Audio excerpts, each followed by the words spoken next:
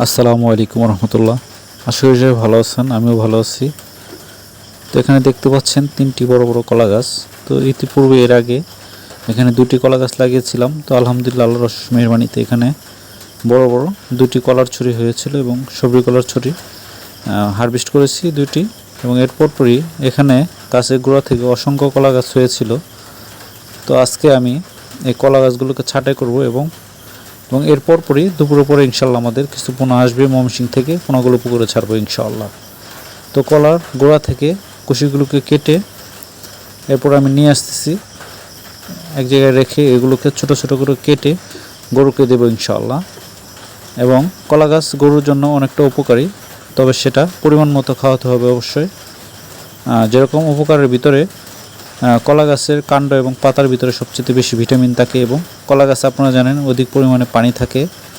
তো কলা গাছ যদি গরুকে খাওয়ানো হয়, গবাদি পশুকে, সেক্ষেত্রে গরুর পানির ঘাটতি পূরণ হয় গরমের ভিতরে এবং হজম প্রক্রিয়াটাকে ভালো রাখে এবং অবশ্যই সেটাকে পরিমাণ মতো দিতে হবে। যদি অতিরিক্ত খাওয়ানো হয় সেক্ষেত্রে আবার পেট ফেঁপে যেতে পারে। এবং কলা গাছ থেকে সাইলেজ, হেলেস এবং টিএমআর বানিয়েও কলা গাছ খাওয়ানো যায়। তো আসলে এত উপকার, অনেকে বলতে পারেন যে আপনি কেন খাওয়ান না।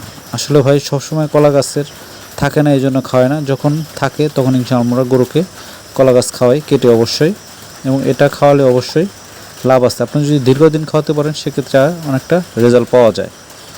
এবং অবশ্যই কলা গাছ খাওয়ানোর সময় খেয়াল রাখতে হবে যাতে পরিমাণে গরুকে বেশি দিয়ে না ফেলেন, এবং অবশ্যই সেটার পরিমাণ মতো দিতে হবে। এবং দিলে অবশ্যই দেখবেন যে গরু আল্লাহর রহমতে খাচ্ছে। তো অনেকে আবার এর সাথে দানাদার ভুসি কুড়া মিশিয়ে একটু লবণ দিয়েও দেওয়া যেতে পারে। এবং সবচেয়ে ভালো হচ্ছে কলা গাছটাকে কেটে মোটামুটি আপনি যদি আধা ঘন্টা বা 1 ঘন্টা রেখে দেন এবং এরপরে যদি ওই গাছটাকে গরুকে খেতে দেন তাহলে সবচেয়ে ভালো হয় ইনশাআল্লাহ। এবং মোটামুটি দুপুরের পরপরই আমাদের মাছের পোনাগুলো চলে আসছে।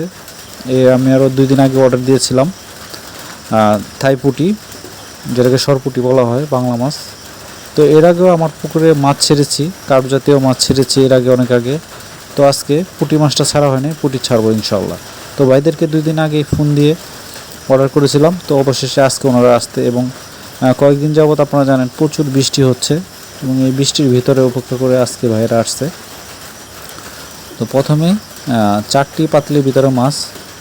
তো আসলে পিস হিসাবে মাছগুলো কিনেছি আমি, পিস পার পিস, এবং পিস গনে গনে মোটামুটি 2 হাতে যতটুকু উঠে এই সিস্টেমে মাছগুলো পুকুরে দেবে ইনশাল্লাহ। এবং আপনারা যারা মাছ ছাড়েন অবশ্যই দেখে বুঝে তারপরে মাছ নেবেন ইনশাআল্লাহ।